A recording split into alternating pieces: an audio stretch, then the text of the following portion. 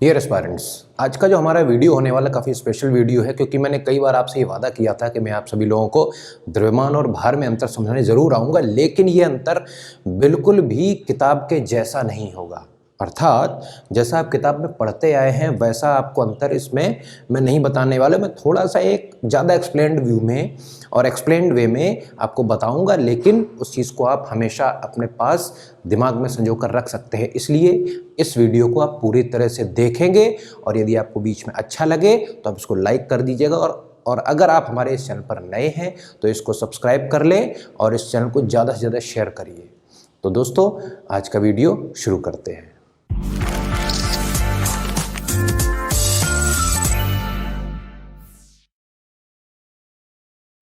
Friends, जैसा कि नाम से स्पष्ट होता है, द्रव्यमान और भार। तो भार को समझने से पहले सबसे पहले हम द्रव्यमान को जानेंगे, क्योंकि ये दोनों आपस में रिलेटेड होते हैं, एक जैसे नहीं होते हैं। द्रव्यमान अलग चीज़ है, भार अलग चीज़ है। एक को किलोग्राम में नापते हैं और एक को न्यूटन में नापते हैं। लेकिन ऐसा क्यों होता है? क्या आपने कभी सोचने की कोशिश की? ये फिजिक्स के कुछ कॉन्सेप्ट्स के ऊपर डिपेंड करता है, और वो फिजिक्स में कॉन्सेप्ट आपको इन्हीं हेडिंग के माध्यम से बताऊंगा, क्योंकि हेडिंग की मीनिंग को समझना बहुत इंपॉर्टेंट है। क्यों? क्योंकि जो भी सारांश या जो भी उसके अंदर का एक्सप्लेनेशन भी होता है, वो क्या करता है, वो एक हेडिंग के अंदर संजोया जाता है, ताकि एक हेडिंग को समझकर कोई व्यक्ति या कोई एस्पायरेंट उसको समझ ले। तो हेडिंग इसी प्रकार से तो बनाई जाती है। अगर हम लोग हेडिंग को ही डिकोड कर ले, हेडिंग क्या होती है? किसी भी टेक्स्ट को, किसी भी एक्सप्लेन्ड वे को हम इनकोड कर दें, कोडिंग कर दें, उसको शॉर्ट वे में, कंसाइज रूप में रख ले। और हेडिंग को समझना क्या होता है, आपने उस पूरे के पूरे टेक्स्ट को एनकोड कर लिया। तो सबसे पहले जो हमारे पास जो वर्ड निकल कर आता है वो है द्रव्यमान, इंग्लिश में मास। द्रव्य का मतलब मैं आपको बताऊंगा। द्रव्य मीन्स होता है मैटर। द्रव्य अलग होता है और द्रव अलग होता है। तो द्रव्य को बोलते हैं मैटर, और मैटर क्या होता है? हर वो वस्तु, हर वो चीज जिसमें कोई जगह घेरने की शक्ति हो, या जो वस्तु जगह घेर सकती हो, ठीक, और वो किसी न किसी चीज से मिलकर बनी हो, उसको हम लोग द्रव्य कहते हैं। जैसे अगर मैं गोल्ड की बात करूं, सोना एक धातु है। ये एक किस प्रकार की धातु है? ये एक सोने से, जो उसके सोने के पार्टिकल्स हैं, जो सोना एक एलिमेंट है, वो बहुत सारे एलिमेंट्स मिलकर वो द्रव्य बना हुआ है। द्रव्य कौन सा वाला द्रव्य? सोना। जैसे कि ये मार्कर कितने पार्टिकल्स से मिलकर बना हुआ है, यही पार्टिकल्स की जो वैल्यू होती है, ये उसको द्रव्यमान कहा जाता है। इवन ह्यूमन बॉडी, मानव शरीर भी कुछ पार्टिकल्स से मिलकर बना है। जो मानव शरीर की संरचना है, जो मूलभूत संरचना है, वो कितने पार्टिकल्स या कणों से मिलकर बनी है, उसी कणों के मान को हम लोग द्रव्यमान कहते हैं। अर्थात शरीर भी एक प्रकार का द्रव्य है, एक मैटर है, और उस मैटर में जितने कॉन्स्टिट्यूएंट पार्टिकल्स होते हैं, उस मैटर को बनाने में जितने पार्टिकल्स का योगदान होता है, उतने ही सभी पार्टिकल्स उसका द्रव्यमान होते हैं। ठीक है? तो अगर मैं कहूं कि मैटर क्या है, मैटर वो है जिसमें द्रव्यमान हो, अर्थात जो किसी न किसी चीज से बना हो। यदि मैं एक डॉट डॉट डॉट करके ऐसे एक गोला बनाऊं, यह आपको डॉटेड सर्कल दिख रहा होगा, और इसी को मैं और घना कर दूं और बीच में और डॉट्स लगा दूं, तो अब आपको थोड़ा और घना लग रहा होगा।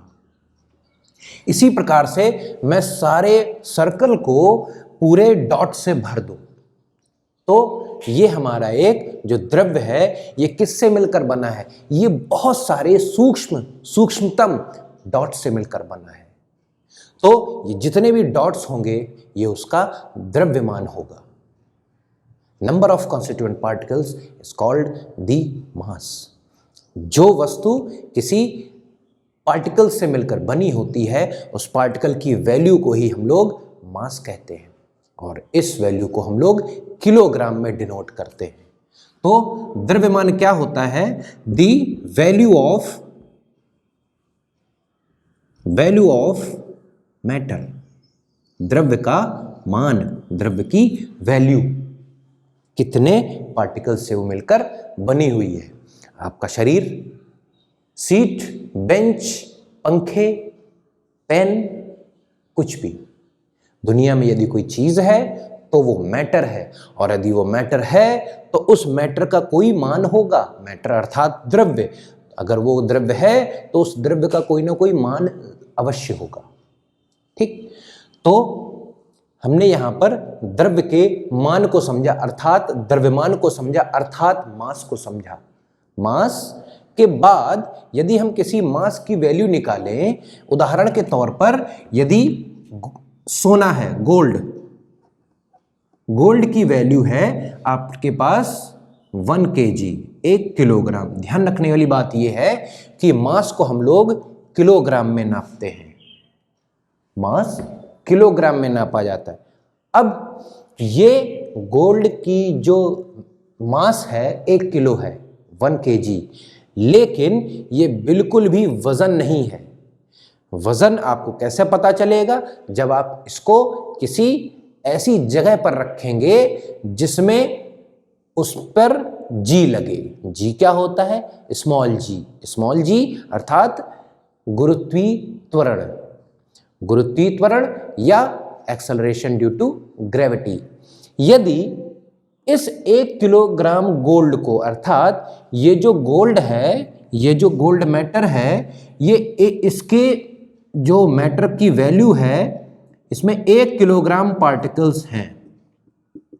इस गोल्ड में 1 किलोग्राम पार्टिकल्स होने का मतलब ये है, ये गोल्ड 1 किलोग्राम पार्टिकल्स का बना हुआ है। अब इस गोल्ड को यदि हम किसी ग्रह पर ले जाएं, उदाहरण के तौर पर हम इस गोल्ड को बृहस्पति ग्रह पर, जुपिटर पर ले जाएं, तो क्या इस गोल्ड के कणों में कोई परिवर्तन होगा? क्या इस गोल्ड में कण कम या ज्यादा हो जाएंगे? नहीं हो जाएंगे। भले ही चाहे आप इसको किसी सुदूर ग्रह पर या किसी पड़ोस के ग्रह पर कहीं पर भी ले जाएं, या तो आप इसको मून पर ले जाएं या आप इसको कहीं पर भी ले जाएं, आप इसको सैटर्न, शनि ग्रह पर ले जाएं, कहीं पर भी गोल्ड गोल्ड ही रहेगा। और जितने द्रव्यमान का गोल्ड आपके पास है वो उतने ही द्रव्यमान का गोल्ड बना रहेगा। अंतर क्या आएगा? हर ग्रह पर उसका वजन अलग अलग होगा। वजन अर्थात वेट। क्यों अलग होगा? क्योंकि हमें पता है, हम सभी लोगों को, जब जी की क्लास मैंने ली थी, स्मॉल जी की क्लास, जिसमें मैंने गुरुत्वीत्वरण के बारे में बताया था, यदि आपने न देखा हो तो मैं इस वीडियो को आई बटन पे लिंक कर रहा हूं, आप इसको जाकर देख ले, आपको समझ में आ जाएगा स्मॉल जी का इफेक्ट क्या होता है। चलिए, गोल्ड को यदि हम मून पर ले जाएं या जुपिटर पर ले जाएं, किसी भी प्लैनेट पर ले जाएं, किसी भी ग्रह पर ले जाएं, क्षुद्र ग्रह या वृहद ग्रह, किसी भी ग्रह पर ले जाएं, लेकिन गोल्ड तो जितने मैटर का बना हुआ है, जितने पार्टिकल्स का बना हुआ है, गोल्ड की जितनी वैल्यू है उतनी ही रहेगी। बस उसका वजन परिवर्तित होगा, उसके वजन में, मान में कमी या अधिक हो जाएगा। क्या हो जाएगा?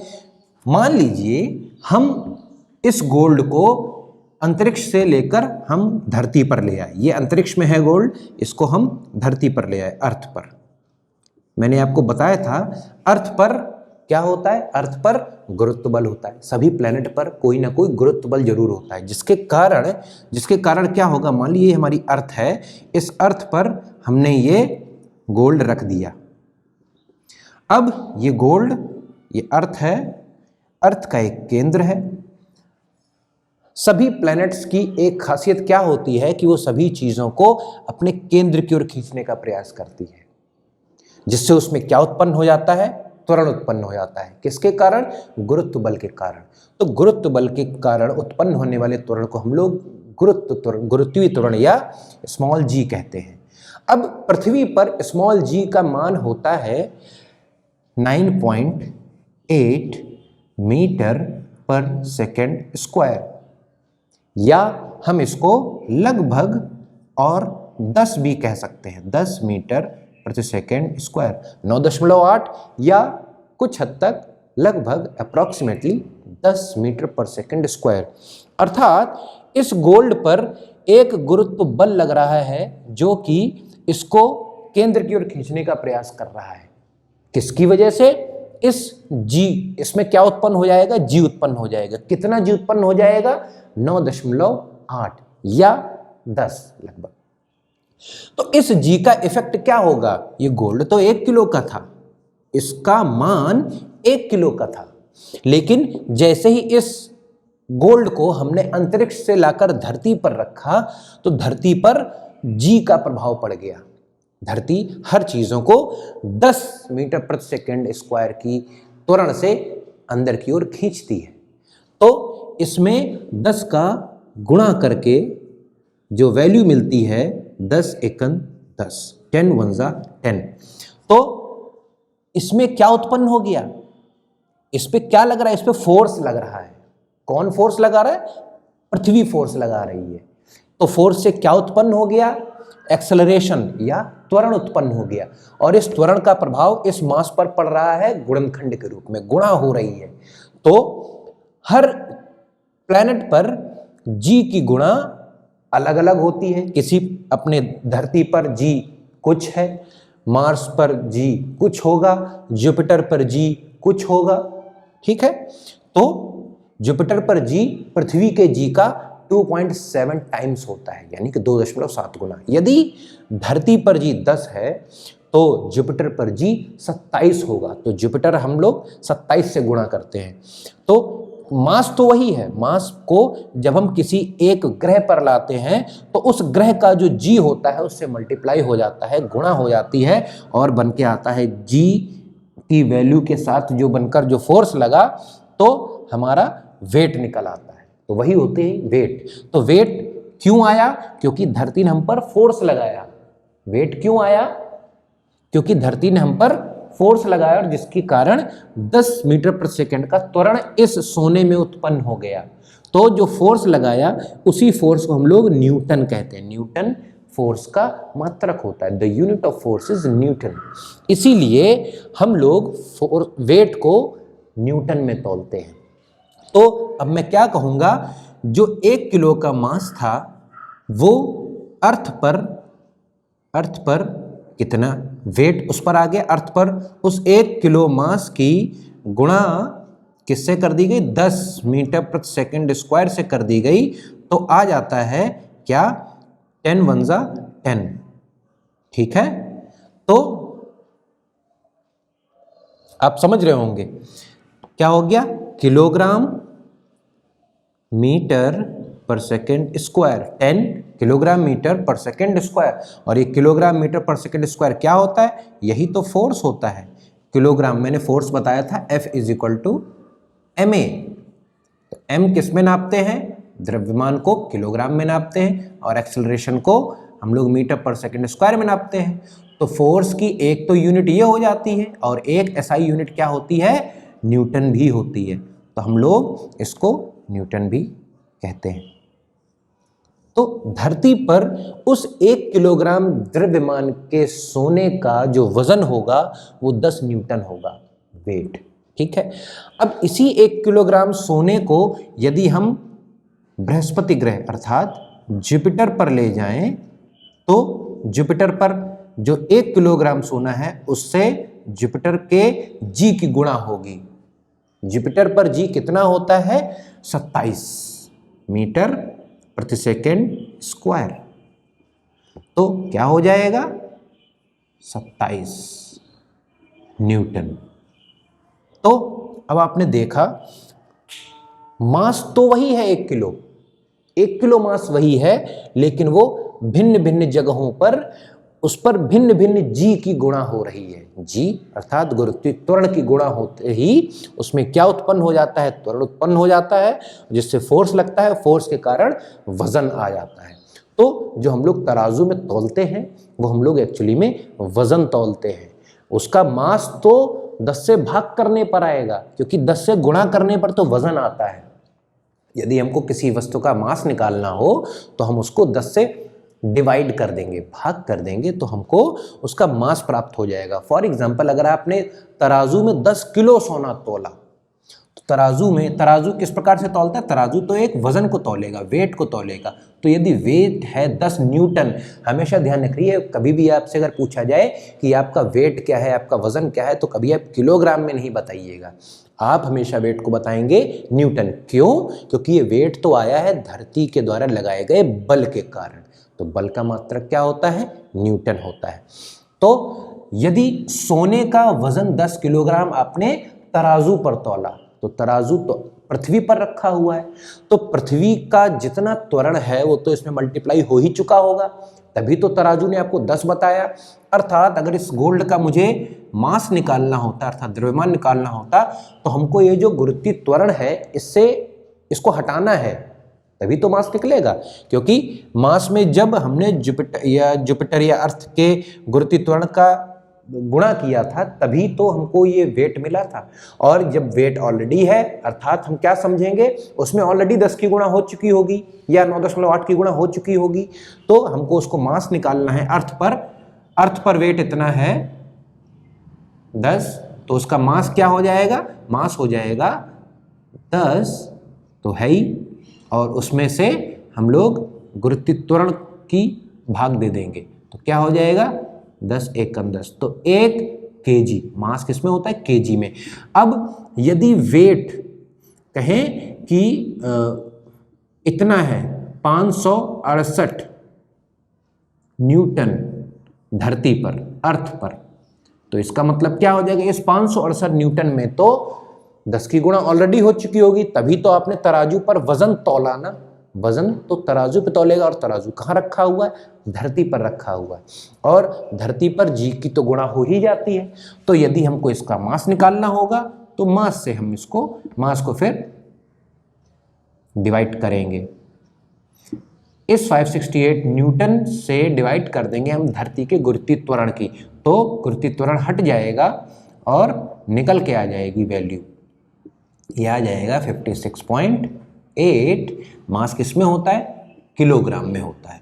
तो ये जो मास है, कोई भी, अब ये मास निकला, मास का मतलब क्या होता है? ये हर जगह हमेशा एक जैसा ही रहता है, मास कभी चेंज नहीं होता है, मास अपरिवर्तित रहता है, जो कभी चेंज ना हो।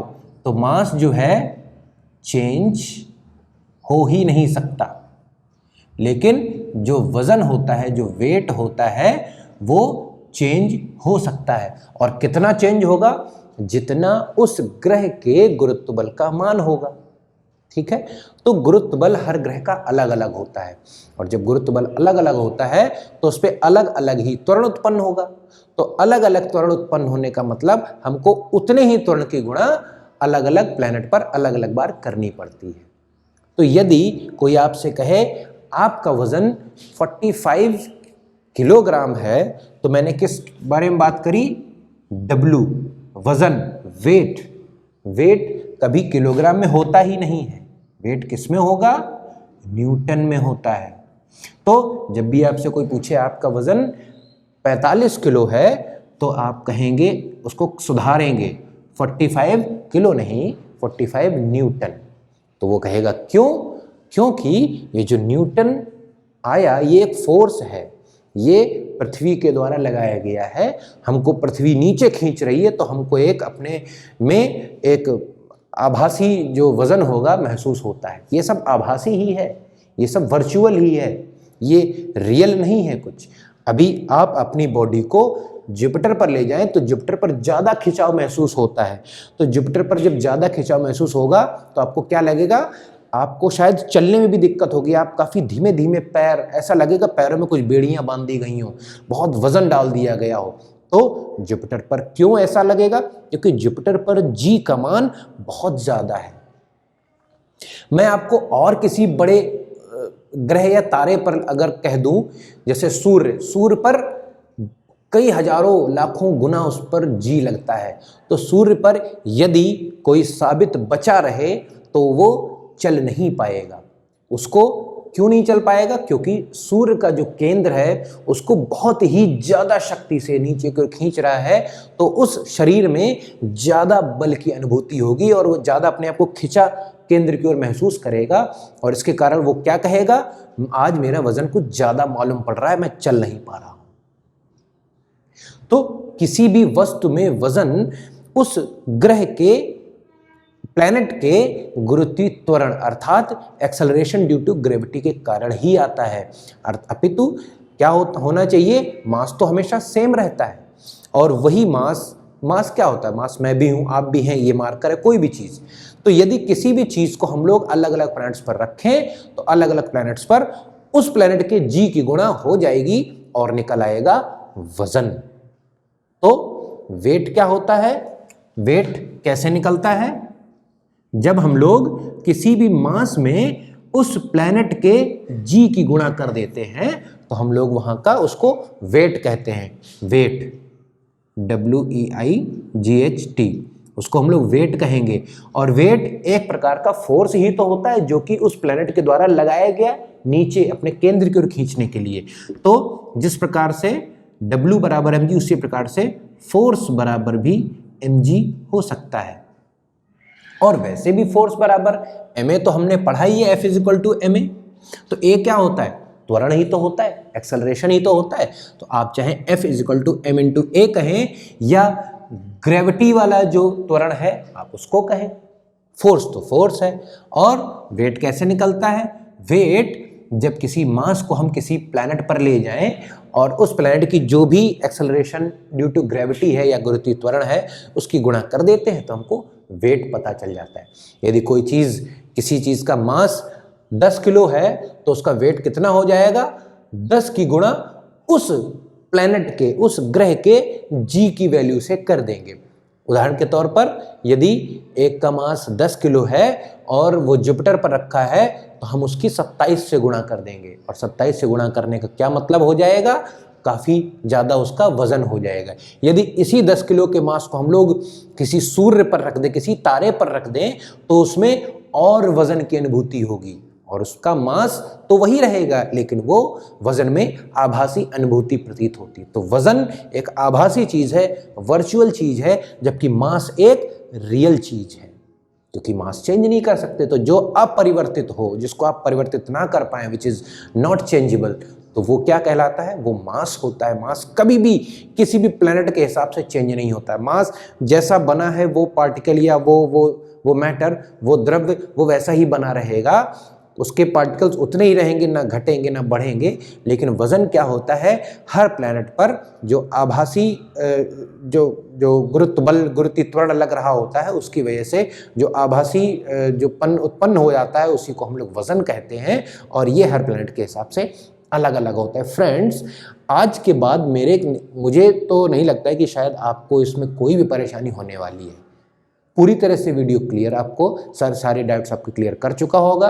और फिर भी यदि कोई डाउट अनक्लियर रहता है तो प्लीज़ आप उधर कमेंट बॉक्स में कमेंट करके मुझे बता दिए, मैं आपका वो डाउट भी क्लियर कर दूंगा। और इवन आप फिजिक्स के क्वेश्चंस भी आप मुझे दे सकते हैं, मैं उन क्वेश्चंस को भी उस लाइव वीडियो में लाने की कोशिश करूँगा। तो फ्रेंड्स, बहुत अच्छा लगता है जब आप इस वीडियो को पूरा देखते हैं और इस चैनल के साथ जुड़े रहते हैं। इसी प्रकार से मुझे मोटिवेशन और मिलता रहता है और मैं और अच्छी से अच्छी जानकारियाँ बहुत ही छोटे रूप में आपके सामने लेकर आता रहता हूँ। तो दोस्तों, अगर आपको वीडियो अच्छा लगा हो तो आप प्लीज़ इसको लाइक कर दें और शेयर को ज़रूर कर दें। धन्यवाद, आपका दिन शुभ हो।